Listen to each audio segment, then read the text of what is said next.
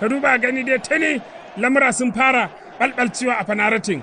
Kovacic ga Lunin. Kovacic ya hura iska.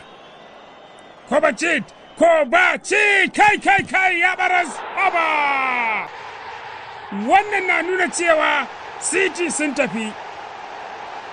Matsawar aka tafi a haka City sun tafi, amma ga shi nan Rodiga in ka ci ka fitar in ka zubar duro. Idan ka ci ka fitar in ka zubar duro.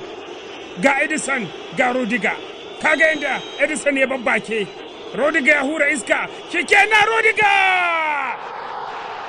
Ya nan na gawa Edison ta gefen makyangemarsa. Kuma shikenan ya aika da Manchester City can ƙauye. Yau kun zama 'yan ƙauye daga birni. Rodiga ya kore ku zuwa ƙauye. Manchester City sun ga tukin tuwon kwatakwale a gaban magabata, a gaban brothers and sisters. Yau an yi musu ɗiban albarka, an yi musu gashin kuma. Kamar yadda a bara suka yi, to a bana kuma an maimaita.